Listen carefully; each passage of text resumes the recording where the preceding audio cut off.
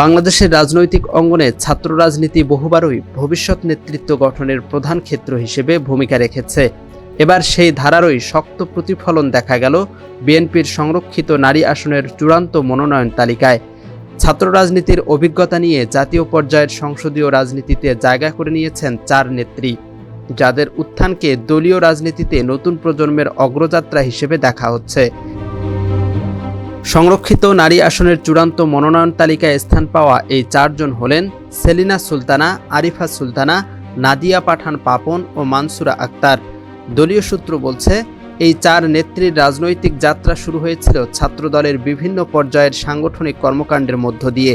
Campus ভিত্তিক রাজনীতি, মাঠ পর্যায়ের আন্দোলন এবং সাংগঠনিক দায়িত্ব পালনের দীর্ঘ অভিজ্ঞতা তাদের জাতীয় পর্যায়ের রাজনীতিতে প্রতিষ্ঠিত হতে গুরুত্বপূর্ণ ভূমিকা রেখেছে।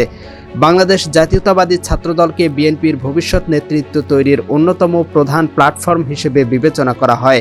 এই প্ল্যাটফর্ম থেকেই উঠে আসা এই 4 নারী নেত্রী দীর্ঘ সময় ধরে সংগঠনের বিভিন্ন পর্যায়ে সক্রিয় ছিলেন বলে দলীয় সূত্রে জানা গেছে। সংশ্লিষ্টদের মতে, তাদের সংসদীয় মনোনয়ন শুধু ব্যক্তিগত সাফল্য নয়, বরং ছাত্র রাজনীতি থেকে জাতীয় নেতৃত্বে উত্তরণের একটি বাস্তব ও সংগঠিত উদাহরণ।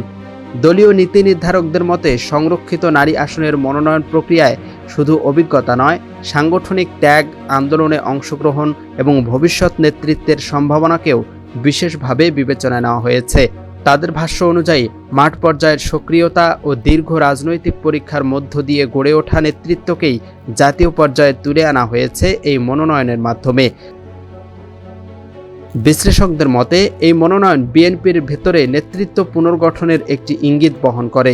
ছাত্র রাজনীতি থেকে উঠে আসা নারীদের সংসদীয় রাজনীতিতে অন্তর্ভুক্তি ভবিষ্যতে দলীয় কাঠামোয় তরুণ নেতৃত্বের ভূমিকা আরও বাড়াতে পারে। একই সঙ্গে এটি তৃণমূল থেকে জাতীয় পর্যায়ে উত্তরণের একটি স্পষ্ট রাজনৈতিক বার্তা বলেও মনে করছেন পর্যবেক্ষকরা। দীর্ঘ রাজনৈতিক সংগ্রাম, সাংগঠনিক অভিজ্ঞতা এবং মাঠ পর্যায়ের ত্যাগের পথ পেরিয়ে সংসদে প্রবেশের এই সুযোগ 4 নারী নেত্রীর জন্য যেমন গুরুত্বপূর্ণ অর্জন, তেমনি বিএনপির জন্য এটি নেতৃত্ব বিকাশের নতুন অধ্যায়ের সূচনা হিসেবে বিবেচিত হচ্ছে। এই দীর্ঘ পথ চলায় কোন অভিজ্ঞতাটি আপনাকে সবচেয়ে বেশি গড়ে তুলেছে এবং কিভাবে তা ভবিষ্যতে সংসদে কাজে লাগাতে চান? এমন প্রশ্নের জবাবে সেলিনা সুলতানা নিশিতা বলেন, আমার রাজনৈতিক জীবনের সবচেয়ে বড় শক্তি হচ্ছে আন্দোলন সংগ্রামের মধ্য দিয়ে গড়ে ওঠা অভিজ্ঞতা। ছাত্রজীবন থেকেই রাজপথে লড়াই করতে গিয়ে অসংখ্য প্রতিকূলতা, দমনপীড়ন এবং চ্যালেঞ্জের মুখোমুখি হয়েছি, কিন্তু প্রতিটি বাধাই আমাকে আরও দৃঢ় করেছে, শিখিয়েছে ধৈর্য, ত্যাগ এবং মানুষের পাশে অটল থাকার শিক্ষা। তিনি আরও বলেন, প্রধানমন্ত্রী তারেক রহমানের দূরদর্শী নেতৃত্বে আমরা যে রাজনৈতিক দর্শন পেয়েছি তা শুধু একটি দলীয় দিক নির্দেশনা নয়, এটি একটি সংগ্রামী চেতনা। তার কৌশলগত চিন্তা, সাহসী সিদ্ধান্ত এবং আন্দোলনের সূক্ষ্ম পরিকল্পনা আমাদের রাজপথকে দিয়েছে নতুন গতি ও শৃঙ্খলা। আমি দৃঢ়ভাবে বিশ্বাস করি, তার এই প্রজ্ঞাপূর্ণ নেতৃত্বের ধারায় অর্জিত অভিজ্ঞতা আমাকে সংসদে গিয়ে জনগণের পক্ষে আরও কার্যকর, বলিষ্ঠ ও দায়িত্বশীল ভূমিকা রাখতে সক্ষম করবে। ইএফটি ফার্স্টের সাথে ট্রেড করুন যে কোনো জায়গা থেকে।